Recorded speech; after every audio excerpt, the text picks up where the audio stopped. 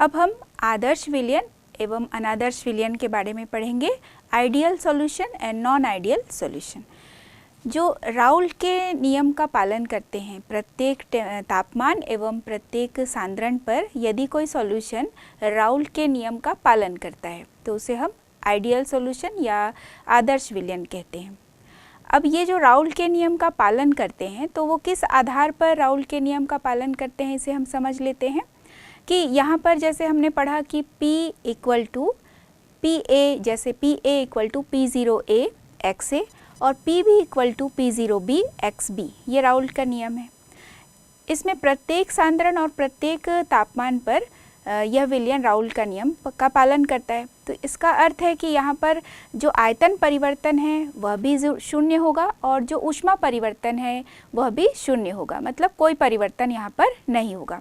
एक उदाहरण हम लेते हैं कि यदि 50 ml हेक्सेन और 50 ml हेप्टेन मिलाया जाएगा तो 100 ml का सॉल्यूशन बनेगा।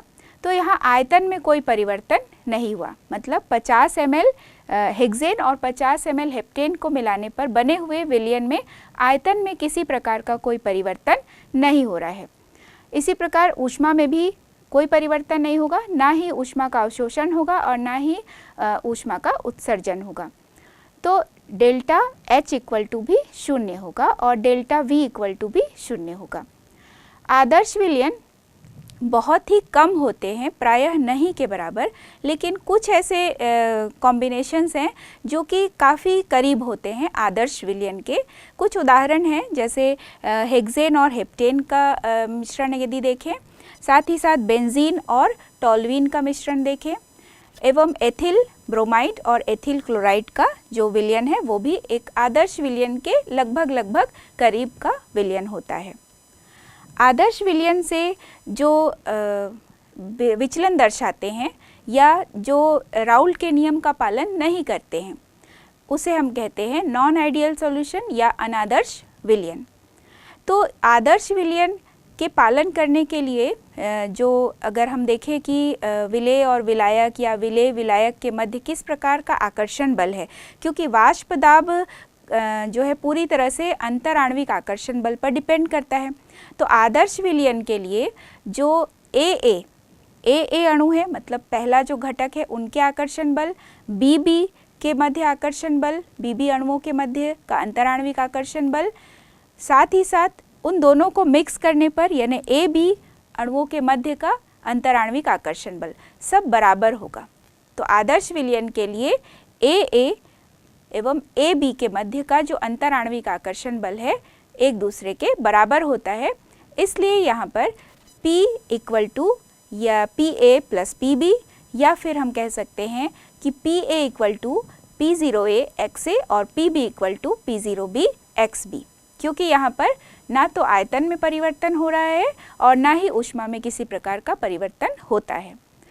अनादर्श विलयन या नॉन आइडियल सॉल्यूशन, यहाँ भी हम देखेंगे कि ऐसे विलयन जो प्रत्येक टेम्परेचर या प्रत्येक तापमान और प्रत्येक सांद्रण पर राउल्ट के नियम का पालन नहीं करते हैं, तो उसे हम अनादर्श विलयन या नॉन आइडियल सॉल्यूशन कहते हैं। राउल्ट के नियम के पालन नहीं करने का भी यही कारण होगा, अंतर आणविक आकर्षण बल। तो यहाँ पर AB यानी विलेय विलायक के मध्य का आकर्षण बल एवं AA और BB के मध्य का जो अंतर आणविक आकर्षण बल है, इसमें अंतर पाया जाएगा। या तो AB के मध्य का आकर्षण बल ज़्यादा होगा AA और BB की तुलना में, या फिर AA और BB के मध्य का आकर्षण बल AB की तुलना में ज़्यादा होगा। इसलिए जो अनादर्श विलयन होते हैं वे भी दो प्रकार के विचलन को दर्शाते हैं, एक धनात्मक विचलन वाले विलयन और एक होता है ऋणात्मक विचलन वाले विलयन। तो अनादर्श विलयन के कुछ उदाहरण हम देख लेते हैं, जैसे एथिल अल्कोहल एवं जल, साथ ही साथ कार्बन टेट्राक्लोराइड और क्लोरोफॉर्म और एसीटोन का मिश्रण, ये सारे जो हैं अनादर्श विलयन को दर्शाते हैं। आदर्श एवं अनादर्श विलयन में अंतर। आदर्श विलयन यानी आइडियल सॉल्यूशन, अनादर्श विलयन यानी नॉन आइडियल सॉल्यूशन। आदर्श विलयन सभी तापक्रम एवं सभी सांद्रता पर राउल्ट के नियम का पालन करते हैं। PA बराबर P0A XA और PB बराबर P0B XB, जबकि अनादर्श विलयन प्रत्येक सांद्रता एवं तापक्रम पर राउल के नियम का पालन नहीं करते हैं। तो PA P0A और XA के बराबर नहीं होता है और PB भी P0B और XB के गुणनफल के बराबर नहीं होता है, या तो कम होगा या फिर अधिक हो जाता है। आदर्श विलयन का कुल आयतन शुद्ध द्रवों के आयतन का कुल योग होता है, यानी यहाँ पर आयतन में कोई परिवर्तन नहीं होता है। अनादर्श विलयन बनने पर द्रवों के आयतन में कमी या वृद्धि होती है। यह आयतन कम भी हो सकता है और बढ़ भी सकता है। तो V is not equal to BA plus BB, क्योंकि V बराबर नहीं भी हो सकता है BA और BB के योग के। आदर्श विलयन बनने पर ऊष्मा उत्पन्न या अवशोषित नहीं होती है, तो ऊष्मा में परिवर्तन नहीं होता है, यानी डेल्टा H एंथैल्पी परिवर्तन बराबर 0। अनादर्श विलयन बनने पर ऊष्मा उत्पन्न हो सकती है या अवशोषित हो सकती है, इस कारण एंथैल्पी में परिवर्तन 0 नहीं होता है, या तो वह धनात्मक होगा या फिर वह ऋणात्मक होगा। तो delta H is not equal to 0। उदाहरण है आदर्श विलयन के लिए क्लोरोबेंजीन एवं ब्रोमोबेंजीन का मिश्रण। दूसरा उदाहरण बेंजीन और टॉल्यूइन का मिश्रण। अनादर्श विलयन का उदाहरण अल्कोहल और जल का मिश्रण और नाइट्रिक अम्ल एवं जल का मिश्रण। अनादर्श विलयन के दो प्रकार हैं। पहला धनात्मक विचलन वाले विलयन और दूसरा ऋणात्मक विचलन वाले विलयन। तो राउल के नियम से जो धनात्मक विचलन वाले विलयन है उसके बारे में हम सबसे पहले पढ़ेंगे। तो धनात्मक विचलन वाले विलयन जैसे यहाँ पर अगर AA और BB या AB के मध्य के अंतराण्विक आकर्षण बल की तुलना की जाए तो यहाँ पर AA और BB के अणुओं के मध्य का जो आकर्षण बल है वह अधिक होगा AB के अणुओं के मध्य के आकर्षण बल की तुलना में। तो जब AB बनेगा मतलब विलेय और विलायक के मध्य का आकर्षण बल जब कम हो जाता है तो वहाँ पर आयतन भी बढ़ जाएगा, और चूँकि यहाँ पर बंध टूटता है तो बंध को तोड़ने के लिए ऊर्जा की आवश्यकता होती है, तो यह एक ऊष्मा शोषी प्रक्रम है। तो यहाँ पर डेल्टा H की वैल्यू पॉजिटिव होगी, धनात्मक होगी। साथ ही साथ चूँकि यहाँ पर आकर्षण बल विलेय विलायक के कण यानी AB के अणुओं के मध्य का जो आकर्षण बल है वह कम हो गया, तो यहाँ वाष्प बनने की दर भी अधिक होगी और वाष्प दाब का मान भी बढ़ेगा। यानी विलयन का जो वाष्प दाब है, धनात्मक विचलन वाले विलयन जो बनते हैं उसमें वाष्प दाब में बढ़ोतरी हो जाती है। तो P is greater than P0A XA और PB is greater than P0B XB। तो यहाँ पर जो P है यानी कुल जो वाष्प दाब है, पूरे विलयन का जो वाष्प दाब है P, वह PA और PB के से अधिक होता है, क्योंकि यहाँ पर अणुओं के मध्य विलेय विलायक के अणुओं के मध्य या AB अणुओं के मध्य का अंतर आणविक आकर्षण बल कम हो जा रहा है, जिससे आयतन में भी वृद्धि होगी। तो डेल्टा V भी पॉजिटिव होगा यानी धनात्मक होगा, और डेल्टा H चूँकि यहाँ बंध टूट रहा है तो ऊष्मा की आवश्यकता है, तो ऊष्मा शोषी अभिक्रिया है, तो डेल्टा H भी यहाँ पर पॉजिटिव होता है। अब इसका कारण क्या है, इसको हम एक एग्जाम्पल से पढ़ लेते हैं। एथिल अल्कोहल और हेक्सेन के मिश्रण का उदाहरण ले लेते हैं। एथिल अल्कोहल का जब हम एग्जाम्पल देखते हैं तो एथिल अल्कोहल के जो अणु हैं वो आपस में हाइड्रोजन बंध से बंधे हुए हैं। इसी प्रकार हेक्सेन के भी जो अणु हैं वो अंतराण्विक आकर्षण बल से आपस में जुड़े हुए हैं। एथिल अल्कोहल के अणुओं के मध्य जो हाइड्रोजन बंध है उसके कारण वे आपस में संगुणित अवस्था में हैं। जब हेक्सेन को मिलाते हैं तो ये हेक्सेन के कण उनके बीच बीच में आ जाते हैं, जिससे एथिल अल्कोहल के अणुओं के मध्य का जो आकर्षण बल है वो कम हो जाता है। इस आकर्षण बल में कमी के कारण वाष्प बनने की दर बढ़ेगी, तो वाष्प दाब का मान भी बढ़ेगा। तो PA is greater than P0A XA या PB is greater than P0B XB। इसी प्रकार से चूंकि यहाँ पर बंध टूट रहा है, एथिल अल्कोहल के अणु पहले से संगुणित थे, हाइड्रोजन बॉन्ड के कारण हेक्सेन को मिलाने पर उसका बंध जो है वो ब्रेक हुआ, बंध टूटा, बंध को तोड़ने के लिए ऊर्जा की आवश्यकता हुई, तो यह एक ऊष्मा शोषी अभिक्रिया है। तो delta H equal to positive. चूँकि यहाँ पर आकर्षण बल में कमी होती है, अणुओं के मध्य आकर्षण बल कम हो रहा है, तो आयतन में भी बढ़ोतरी हो रही है, तो यहाँ डेल्टा V भी पॉजिटिव होगा।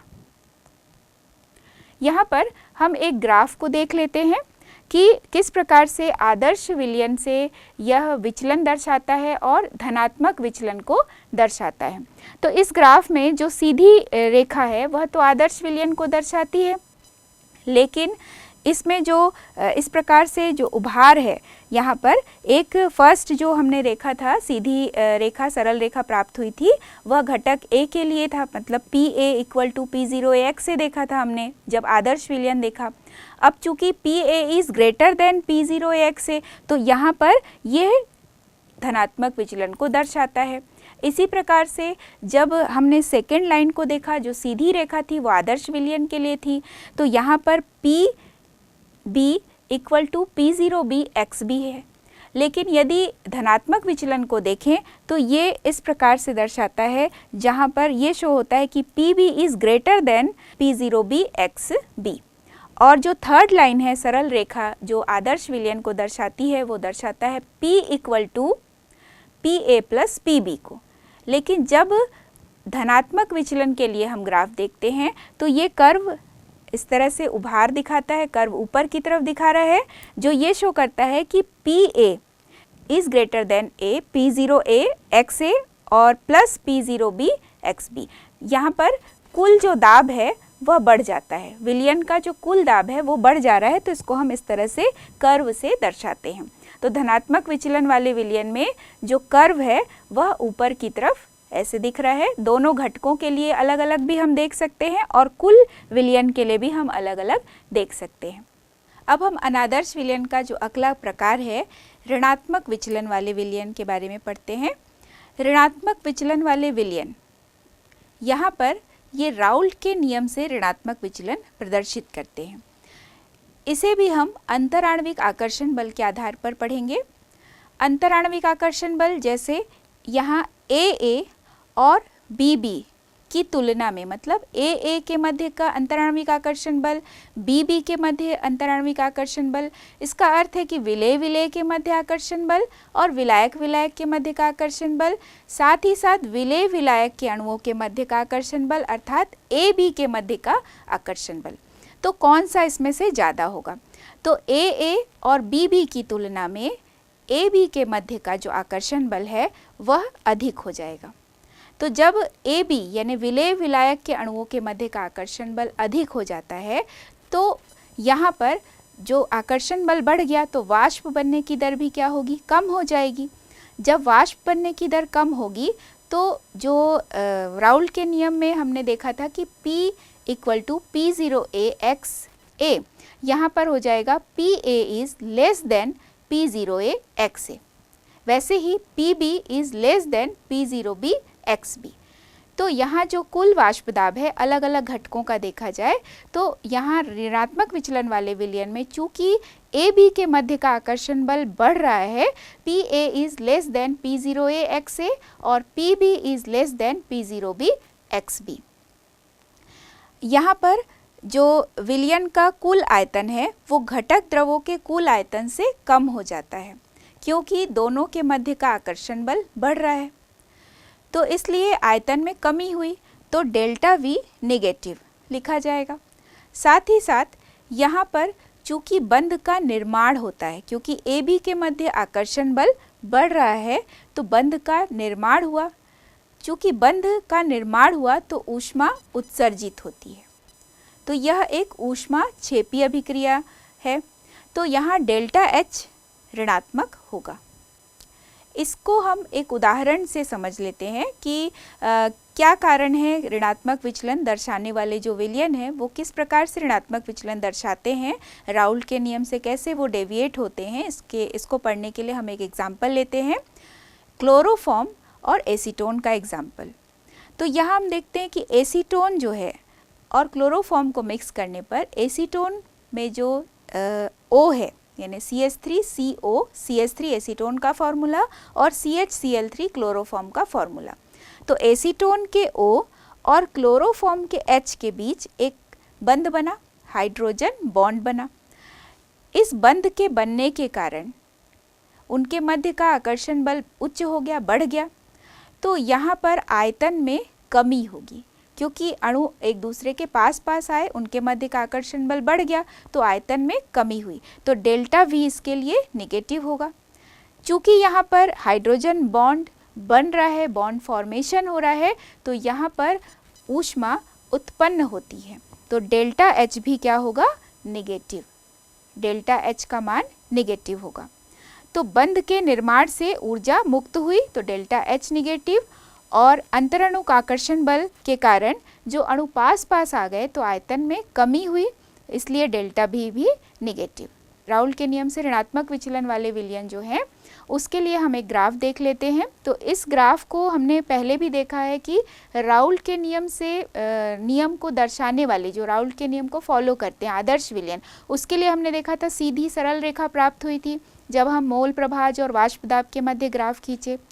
चूँकि यहाँ वाष्प दाब में कमी हो रही है तो प्रत्येक घटक के लिए जो वाष्प दाब है यदि अलग अलग देखा जाए, यानी फर्स्ट लाइन और सेकेंड लाइन में देखा जाए, तो फर्स्ट जो लाइन है वह दर्शाता है PA को और सेकेंड जो लाइन है वो वाष्प दाब है PB के लिए, मतलब B घटक के लिए। तो PA is less than P0A XA और PB is less than P0B XB। First जो लाइन है वो PA is less than P0A XA और सेकेंड जो लाइन है वो दर्शाता है PB is less than P0B XB को। और जो ये थर्ड लाइन है जो आदर्श विलयन में हमने देखा सीधी लाइन हमें प्राप्त हुई, वहाँ पर ये कर्व हमें नीचे की तरफ दिखाई दे रही है जो ऋणात्मक विचलन को दर्शाता है, यानी यहाँ पर जो कुल विलयन का जो वाष्प दाब है वो यहाँ पर कम हो जाता है। तो ये लेस देन होगा, तो P is less than P0A XA plus P0B XB। तो यहाँ राउल्ट के नियम से ऋणात्मक विचलन वाला जो कर्व है उसमें हम देख रहे हैं कि सीधी लाइन से नीचे की तरफ ऐसे कर्व शो होता है, अलग अलग घटकों के लिए भी और कुल विलयन के लिए भी हम देख रहे हैं कि इस प्रकार से एक लाइन जो सीधी लाइन है वहाँ पर एक वक्र नीचे की तरफ प्राप्त होता है जो ऋणात्मक विचलन को दर्शाता है। अनादर्श विलयन के दो प्रकार हैं, जैसे राउल्ट के नियम से धनात्मक विचलन वाले विलयन एवं राउल्ट के नियम से ऋणात्मक विचलन वाले विलयन। तो अब हम इन दोनों प्रकार के विलयनों के मध्य अंतर देख लेते हैं। धनात्मक विचलन वाले विलयन, यहाँ पर AB का आकर्षण बल AA एवं BB के आकर्षण बल से कम होगा, जबकि ऋणात्मक विचलन वाले विलयन में AB का आकर्षण बल AA एवं BB के आकर्षण बल से अधिक होता है। धनात्मक विचलन वाले विलयन में जो वाष्प दाब और घटकों के आंशिक वाष्प दाबों के मान राउल्ट नियम द्वारा परिकलित मानों से अधिक होता है। PA is greater than P0A XA, PB is greater than P0B XB। ऋणात्मक विचलन वाले विलयन में जो विलयन का वाष्प दाब एवं घटकों के आंशिक वाष्प दाबों के मान राउल्ट नियम से परिकलित मानों से कम होते हैं। PA less than P0A XA और PB भी लेस देन P0B XB। तीसरा बिंदु है धनात्मक विचलन वाले विलयन के लिए निश्चित संगठन पर विलयन का वाष्प दाब अधिकतम होता है और क्वथनांक न्यूनतम होता है, जबकि ऋणात्मक विचलन वाले विलयन में निश्चित संगठन पर विलयन का वाष्प दाब निम्नतम होगा और क्वथनांक उच्चतम होता है। धनात्मक विचलन वाले विलयन निम्न क्वथन एजियोट्रॉप बनाते हैं और ऋणात्मक विचलन वाले विलयन उच्च क्वथन एजियोट्रॉप बनाते हैं। धनात्मक विचलन वाले विलयन बनते समय प्रक्रम में ऊष्मा का अवशोषण होता है, यानी एंथैल्पी परिवर्तन धनात्मक होगा, del H equal to positive.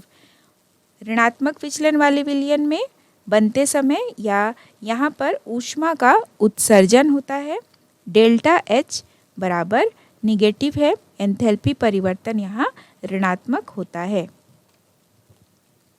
विलयन का आयतन घटकों के आयतन के योग से अधिक होगा धनात्मक विचलन वाले विलयन के लिए, क्योंकि यहाँ पर अंतराणुक आकर्षण बल का मान कम हो जाता है, तो आयतन में वृद्धि होती है, यानी delta V equal to positive है, आयतन धनात्मक हो रहा है यहाँ पर।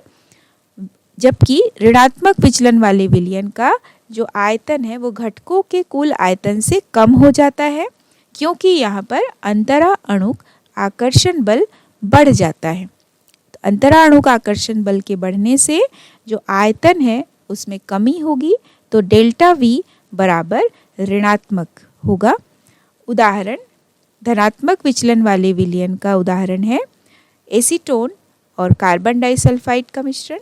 इसी तरह से ऋणात्मक विचलन वाले विलयन में क्लोरोफॉर्म एवं एसीटोन का मिश्रण। अब हम एजियोट्रॉपिक मिश्रण या इसे एजियोट्रॉप या स्थिर क्वाथी मिश्रण भी कहते हैं। स्थिर क्वाथी मिश्रण ऐसे मिश्रण होते हैं जो कि एक स्थिर तापमान पर उबलते हैं और बिना संगठन में परिवर्तन किए आश्वित हो जाते हैं। आसवन जहाँ पर वाष्पन और संघनन दोनों सम्मिलित होता है। स्थिर क्वाथी मिश्रण को एजियोट्रॉप भी कहते हैं। एजियोट्रॉप एक ग्रीक वर्ड है जिसका अर्थ होता है कि बिना परिवर्तन के उबलना, बॉइलिंग विदाउट चेंज। तो स्थिर क्वाथी मिश्रण को हम परिभाषित कर सकते हैं कि ऐसे मिश्रण जो एक निश्चित तापमान पर उबलते हैं और बिना किसी संगठन में परिवर्तित हुए वे आश्वित हो सकते हैं। इस प्रकार के मिश्रण में जो अवयव होते हैं उनको हम प्रभाजी आसवन द्वारा पृथक नहीं कर सकते हैं। तो एजियोट्रॉपिक जो मिश्रण होते हैं वे दो प्रकार के होते हैं, एक निम्न क्वथन एजियोट्रॉप और उच्च क्वथन एजियोट्रॉप। एजियोट्रॉपिक मिश्रण जो है वो द्रवों का ऐसा मिश्रण है जो शुद्ध द्रव के समान उबलता है और इसकी वाष्प प्रावस्था और द्रव प्रावस्था दोनों का संगठन एक समान होता है। निम्न क्वथन एजियोट्रॉप का अर्थ है, नाम से ही स्पष्ट है, निम्न क्वथन, जहाँ क्वथनांक कम होगा। क्वथनांक कम है तो वाष्प दाब अधिक होगा। तो वाष्प दाब अधिक किस प्रकार के विलयन का होता है? धनात्मक विचलन वाले विलयन का। तो ऐसे विलयन जो राउल के नियम से धनात्मक विचलन दर्शाते हैं, प्रायः वे निम्न क्वथन एजियोट्रॉपिक मिश्रण की तरह व्यवहार करते हैं, जहाँ पर वाष्प दाब अधिक होगा और क्वथनांक कम होगा। इस प्रकार के जो मिश्रण होंगे वो गर्म करने पर निश्चित तापमान पर शुद्ध द्रव के समान संगठन में बिना परिवर्तन हुए आश्वित हो जाते हैं।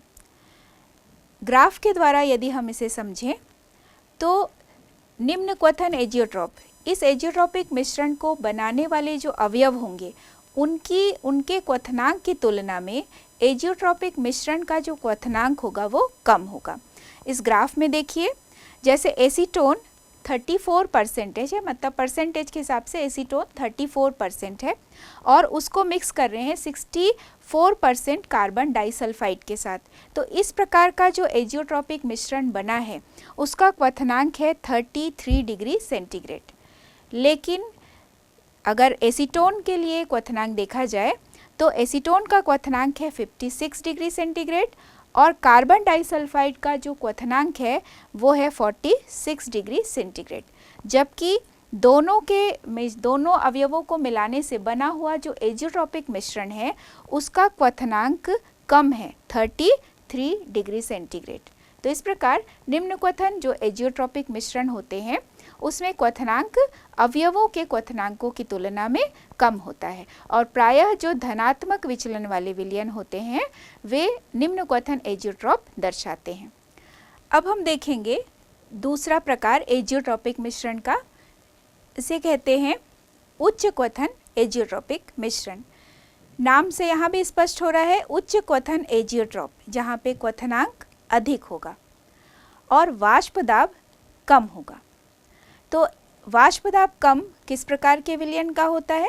राउल्ट के नियम से ऋणात्मक विचलन दर्शाने वाले विलयन में हमने देखा कि वाष्प दाब कम होता है।